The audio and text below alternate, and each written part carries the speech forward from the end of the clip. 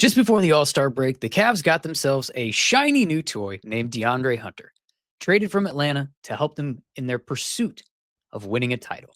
And yesterday, the news broke that they also intend to sign Javonte Green after he's been bought out by the Pelicans, fortifying a wing rotation that was their biggest weakness coming into the season. Now, it's a strength. And today, we will discuss this new wing depth and who should get that fifth spot in the starting group.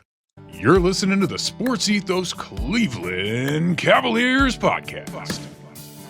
Hi, I'm Zach, and welcome to the Sports Ethos Cleveland Cavaliers podcast, your safe space to celebrate and nerd out about the Cavs. And when I say nerd out, you know what I'm talking about. We're talking hoops backed by stats you've actually heard of. To join the discussion, use hashtag CavsCast on social media. Before I get started on today's topic, which I'm excited to talk about, I want to give a shout out to those of you listening on the Good Pods app. I recently found out that we are top 5 on the monthly basketball podcast chart for that app, and we've also cracked top 100 all time, which is pretty dope. Now, as I mentioned in the intro, the Cavs have made some serious additions to their wing rotation over the past couple of weeks. So I figured a good place as any to start is a quick recap. The day of the trade deadline, they swapped Karis LeVert, George Niang, and some draft picks for DeAndre Hunter from Atlanta.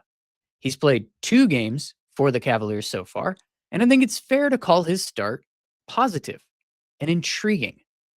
In that 2-game sample, which included 1 start and 1 game coming off the bench, he's averaged 15 points. He's hit 54% of his threes while getting up 6.5 of them in 25 minutes.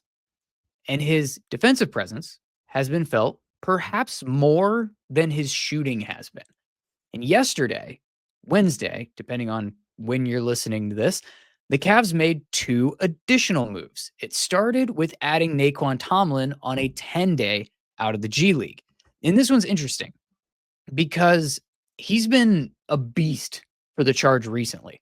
Over his last 5 games, he's averaging almost 25 a game, 8 boards, and over 2 blocks while shooting like 39% from 3, according to Hoops Hype. On the year, when you look those numbers up, he's averaging closer to 16 points a game, 7 rebounds, to go with a block and a half. This kid's just 24 years old. He's listed at 6'10", and he seems to be getting an audition for a stretch big at the end of the rotation. And I think this makes a lot of sense given what the buyout market has looked like in terms of bigs. So if you're going to use a 10-day to kind of kick the can down the road a little bit, then it makes a heck of a lot of sense to use a 10-day on this guy. And he has an interesting story, too, that I would encourage you to listen to. Bob from Fear the Fro did an interview with Naquan's first JUCO coach, who essentially taught him how to play basketball and conduct himself in a professional manner after he was discovered playing pickup, which is just kind of wild to think about. This kid apparently never played organized basketball until college. So that's a cool interview, cool behind the scene. It was a good get for Bob, and I wanted to give him a little plug here so that you can go check that out to learn more about Naquan Tomlin and get excited about the possibility of what he could potentially bring to a Cavs team, or at least give you a reason to kind of root for the kid, and just a little bit more behind the mystery that is bringing a guy up from the G League. And if that's not interesting enough for Cavs nerds, Shams later reported that Javonte Green was negotiating a buyout from the New Orleans Pelicans and intends to sign with the Cavs once that is done. And Green is a guy that I remember mentioning a couple weeks ahead of the trade deadline as a name that we could potentially see the Cavs go after. But I thought the way that could happen is if they were able to jump in as a third team to help facilitate a bigger trade for the Pelicans when it came to them offloading Brandon Ingram. With how big Brandon Ingram's salary is and the fact that would likely take player aggregation, I thought that would need to be a 3-team deal just to get all the moving pieces and parts. And I thought maybe Kobe would be able to kind of jump in for a low cost to help, move the chess pieces around the board as needed to scoop up a guy like Javonte Green as a part of all of that. That did not happen, but they're apparently getting him anyways. In this way, they don't even have to give up an asset. All they have to give up is a paycheck, which is a paycheck that they had to give to somebody anyway. So this is a win to me. Javonte Green is only listed at 6'4", but he plays a lot bigger than that. And I don't mean like how Isaac Okoro has played up out of necessity and he's been able to hold up, for the most part in those situations. I mean, Green naturally plays that 3-4, like versatile big wing position. And he does this because of his reported 7-foot wingspan, which gives him the length. And he's also a very strong dude, to hold up in those matchups. And this season, just to give you an idea, in case you haven't been paying much attention to the Pelicans, who are probably the most cursed franchise in the league this season, he is playing 22 minutes a night for them, scoring like 6 points a game, grabbing over 3.5 rebounds in that short amount of time, which is pretty impressive. He's shooting 35% from three. And when you look at his numbers from a per 36 perspective, particularly on the defensive end, because again, I'm looking at this through the idea of like the impact that he's having while he's out there and he's only playing just over 20 minutes a night. He's giving them a block and almost 2 full steals a game. And that rebounding number goes up to 6 a night, when you look at it on a per 36 basis. So again, when you just think about the impact that he's having during the minutes that he's playing, that's a decent lens to give you an idea of what that kind of projects out to if he was playing more, obviously. But, either way, like, do the numbers just jump off the screen at you like the Cavs just added some kind of superstar to their rotation? No, of course not. But he is a solid role player in the NBA who hustles, plays defense, and is capable of hitting an open look, especially if he's on the right side of the floor, where he shoots 38% from both above the break three and from that right corner. As long as they can keep him out of the left corner, where he's only taking 20 shots and hit 5 of them, they should be golden. He gets his looks on catch and shoot, and he doesn't take a ton of them. He knows his job. He does his job, which is mostly just giving that effort that I talked about and being disruptive defensively. And he's not going to play as much for the Cavs as what he does for New Orleans. This is just it's your ultimate Dean Wade insurance. And now your DeAndre Hunter edition is just a complete upgrade to the roster while you still, again, got that Dean Wade insurance you were hoping that they could add. I think this is a really smart move for where they were in terms of needing to fill a roster spot and having like what the buyout market was looking to shape out as. I think this is a good one because now Kenny has 3 guys who are long and versatile defensively. They can all switch. They can all log time at the 3 and the 4. And in some lineup configurations that we've seen, there's an opportunity for some like small ball 5 from that group. I don't know how much I anticipate like DeAndre Hunter doing a small ball 5, but we've definitely seen Dean Wade do it. And I wouldn't be shocked if there weren't some like lengthy, rangy lineups that Kenny potentially, I guess, what would you say, like experimented with when maybe there's some guys unavailable elsewhere, where maybe he goes to like a Hunter, Wade, and Green lineup for a few minutes and just has a bunch of length in that. And you end up with like Green sort of playing a 5 a little bit too, and splitting that with Wade. I don't know. I'm throwing out there just some possible configurations that that we may not even be expecting to see, but you might just see one night and go, oh, that's interesting. There are opportunities for that now that just frankly didn't exist before with the way that the roster was constructed. And now, if Dean Wade or DeAndre Hunter were to have to miss time themselves, as they're accustomed to doing, you've got a guy who's a legit NBA role player that you can turn to. And frankly, Javonte Green's a really solid player to have come available on the buyout market.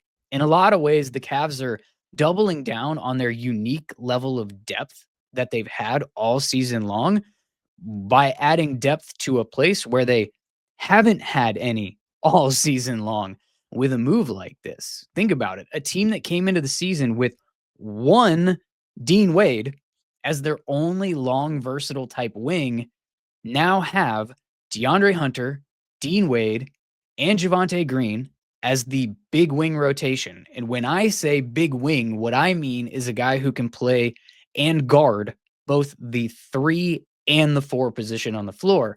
So then they have 3 of those dudes now, when you used to really only have one that you felt like that was their natural position. And then you still got guys like Max Strus and Isaac Okoro that can log some minutes at the 3, but now they can play more time at their more natural position of the 2 because they're not going to just always have to play up by necessity. But I don't think that we're gonna that this still spells like the end of the 3 guard lineups that we've seen Kenny Atkinson go to this year. I don't think they're just going to disappear, but they're not going to be out there because he really doesn't have another option on a given night. He's definitely going to have options. And I think that this could also support the idea of what might be at least the expectation long term when it comes to the who ends up being in the starting lineup, because now you've got even more depth at that archetype on the roster than what you had before.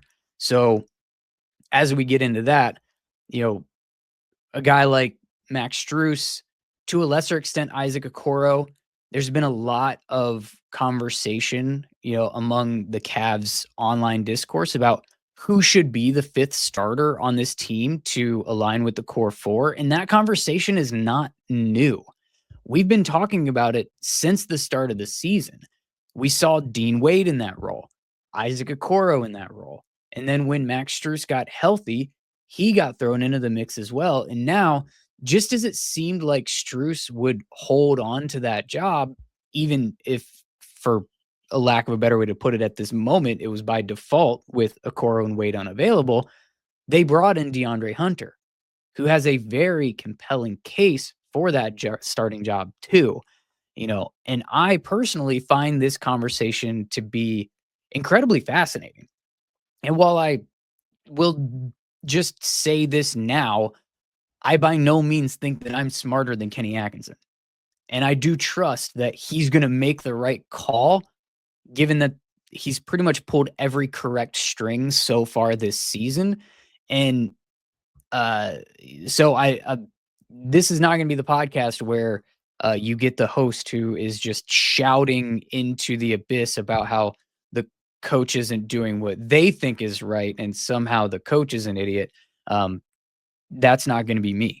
However, I also don't know what we're doing here, making Cavs content, if we're not going to dig into this stuff and provide a perspective. So I'm going to give you mine right after I ask you to leave a 5-star review in the podcast app that you're using right now. It really helps the show. And if you're on YouTube, go ahead and give the video a like, please. So when it comes to the starting spot, I think that we are probably all in agreement at this point. Even when healthy, it's probably a Strus versus Hunter conversation. So I'm going to start with the Max Strus of it all. The Max Strus lineup data is crazy. He's only played in 25 games for the Cavs. He started 12 of them. They are 8-4 in those 12 games. As a starter, he's averaged 10 points a game, 39% from 3 on just over 3 attempts per game. So he's getting them up to create the gravity that he's there for. They have a 129.3 offensive rating when he's a starter, a 109 defensive rating for a 20.3 net rating. He's logged 97 minutes with the core 4. In those minutes, they have a 127.1 offensive rating, 94.8 defensive rating, and a 32.3 net.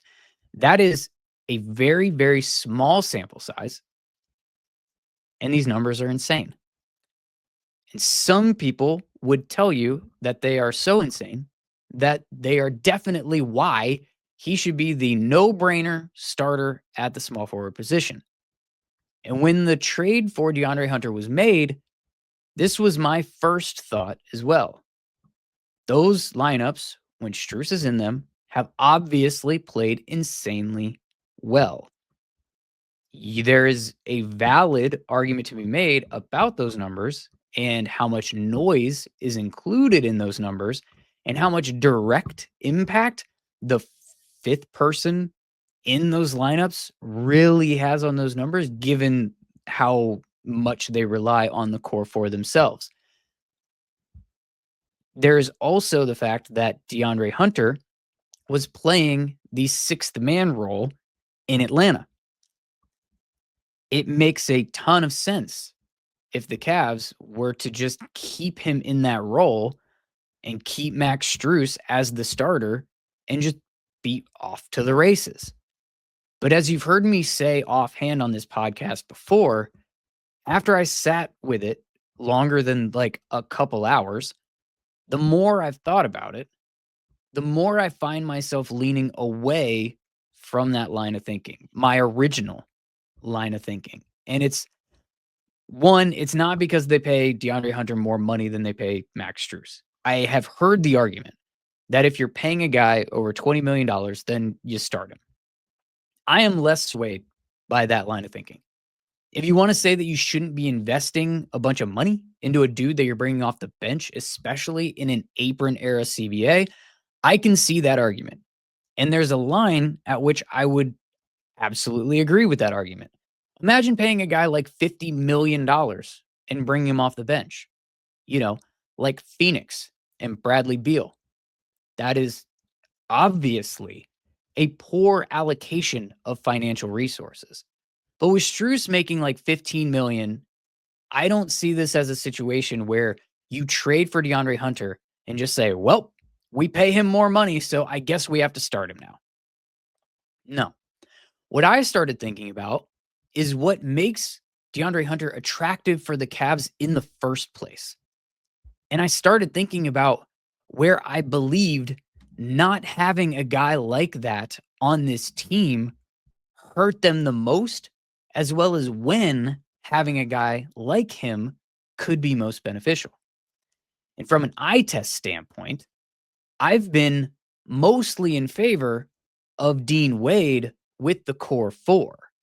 I like what he brings from a size, a defense, a versatility, a floor spacing perspective in one unique package. Not to mention they're 21-5 when Dean Wade starts. The problem with starting Dean Wade is that he was always the only guy on the roster that looked like him.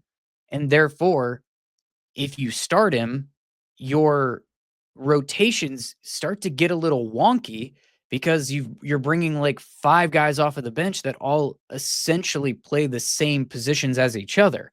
And so by bringing Dean Wade off of the bench, you can balance that out a little bit.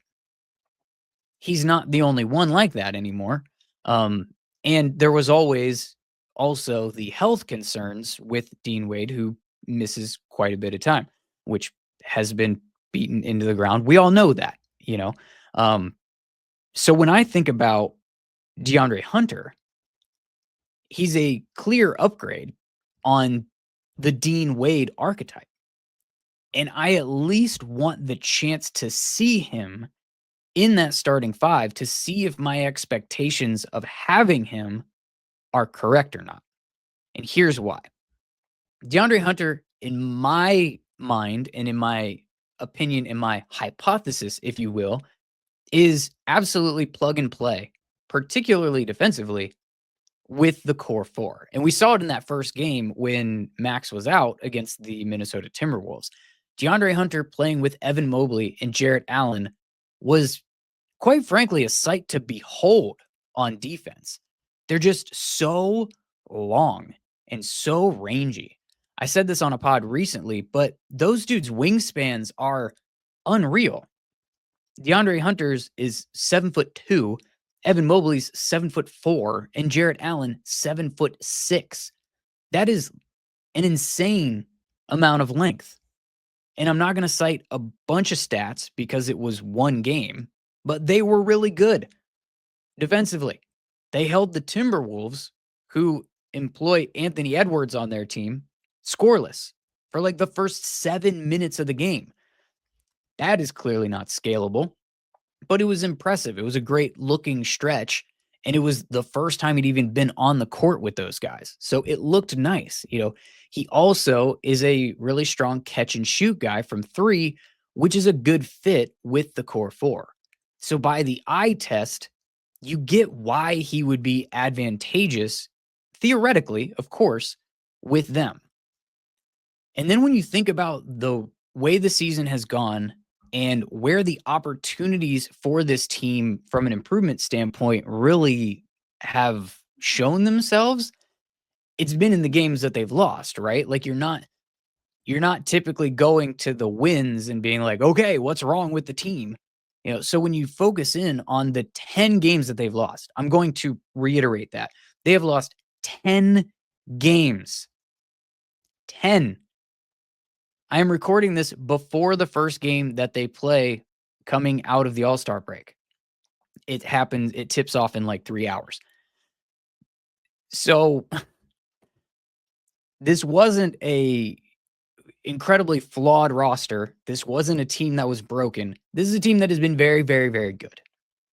But in those 10 games that they did lose, you do see a few trends emerge, and one of them being that they have been outscored when the starters are most impactful as a unit. They have been outscored by 56 points in first quarters across those losses, and by 56 points in third quarters in those losses.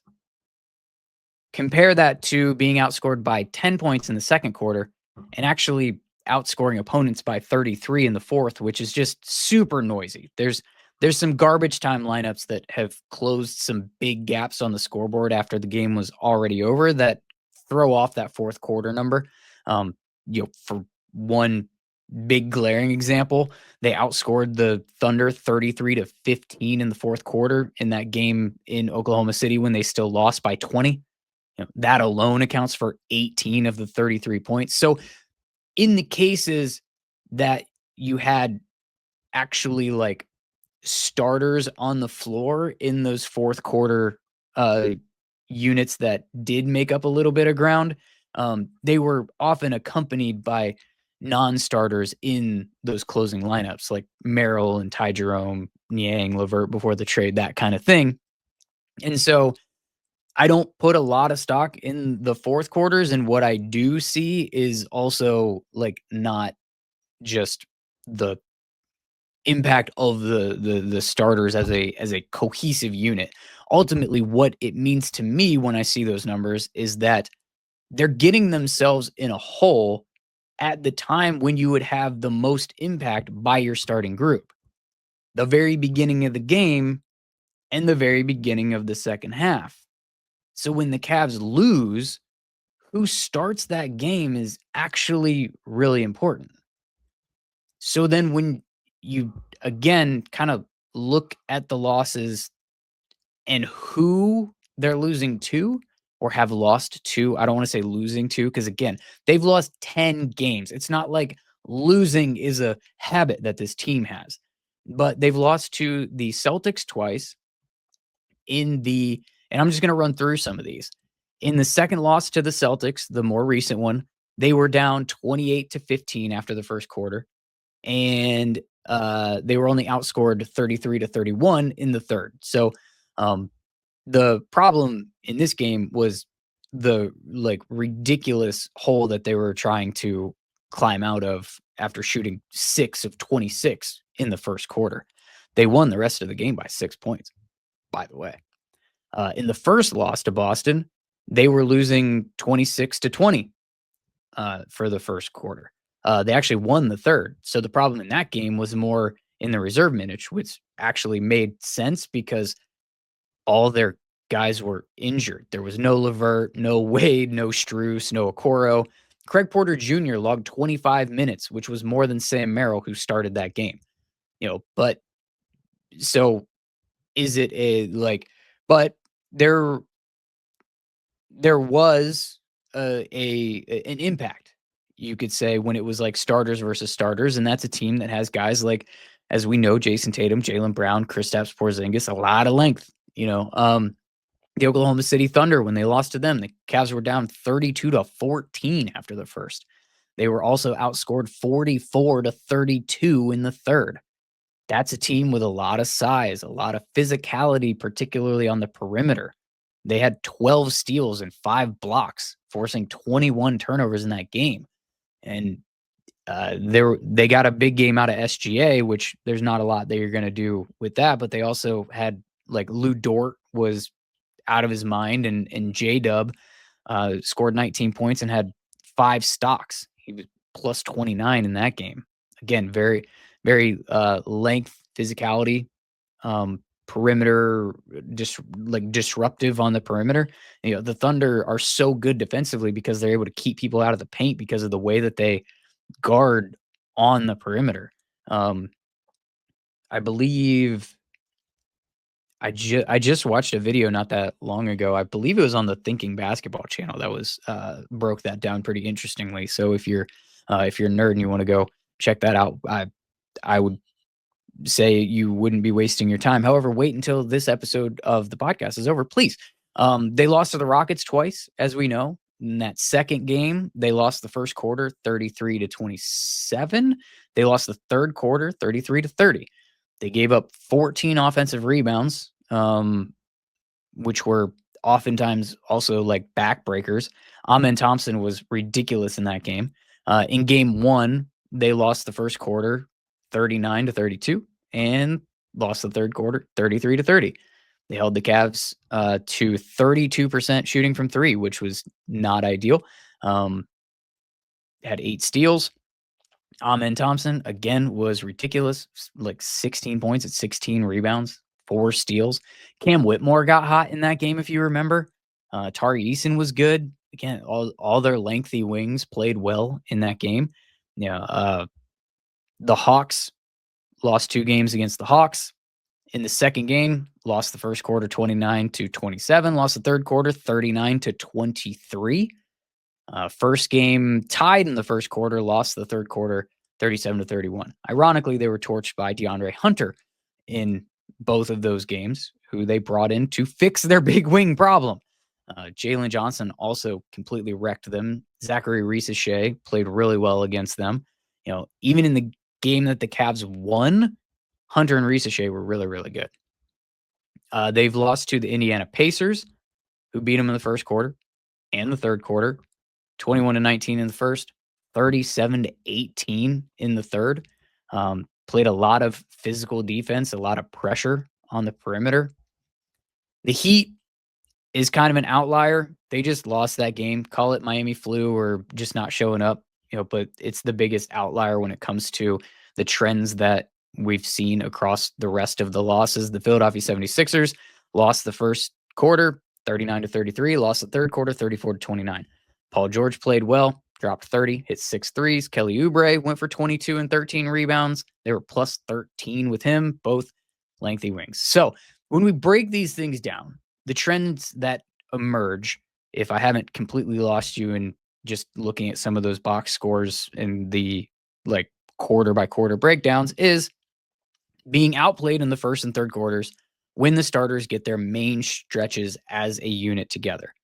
In some of these cases, putting them in a hole that they just simply couldn't climb out of, or getting blitzed coming out of halftime that they weren't able to overcome down the stretch. In some cases, both of those things happened. A lot of these teams have a lot of length, a lot of big wings that play really, really well against the Cavs, and pretty consistently are very aggressive, play physical perimeter defense that pressures the guards and are able to disrupt them at the point of attack.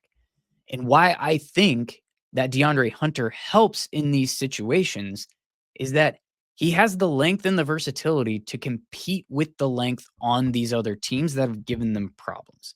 He is a solid defender, if not elite, but very solid and should make them better on that end, similar to when Dean Wade starts. They are a better defensive team.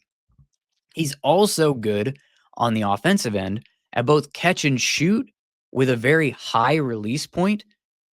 And that's something that Kobe Altman talked about when he did his interview or his press conference or whatever, when he talked about the things that attracted them to DeAndre Hunter. One of the things that he said is that he's shooting threes really well, but he also shoots them very high.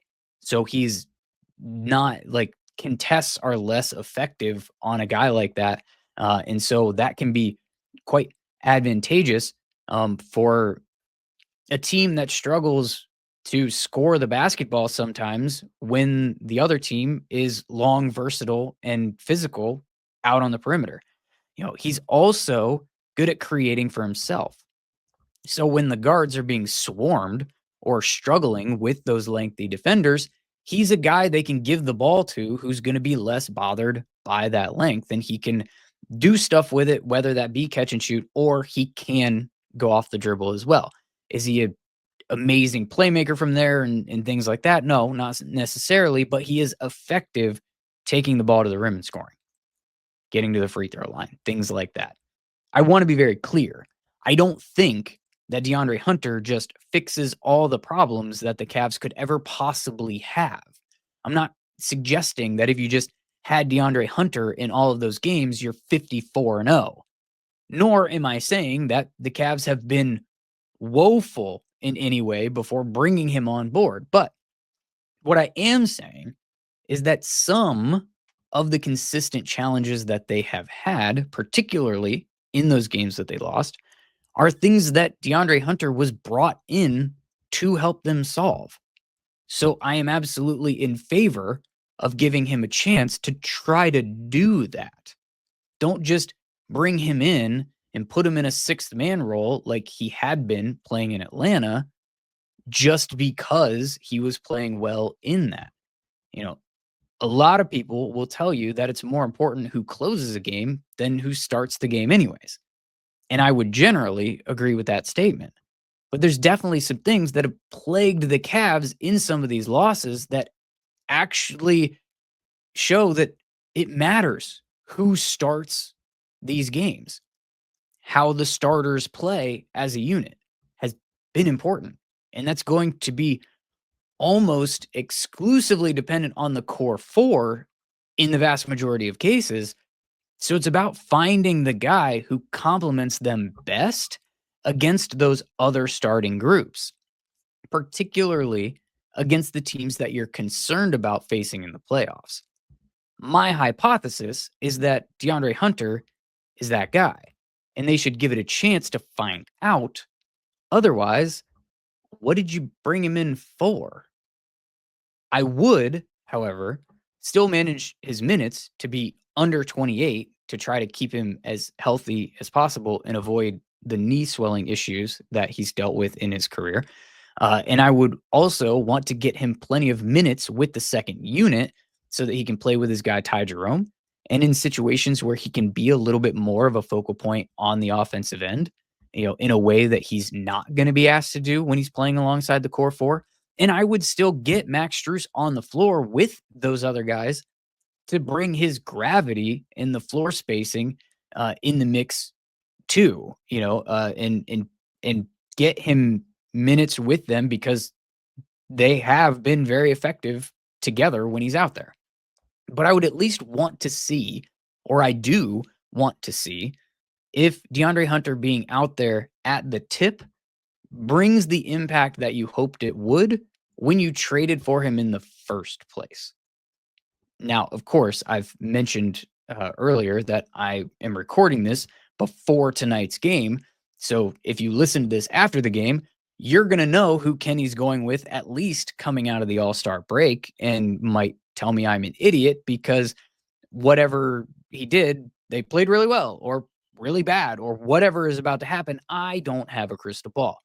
All I'm saying is that when I first heard about the trade and considered whether DeAndre Hunter should start, as much as I thought, well, yeah, like I would like to see it, but that's my bias coming out, right? Because I've been a fan of trying to get DeAndre Hunter onto this Cavs team for like 2 or 3 years now.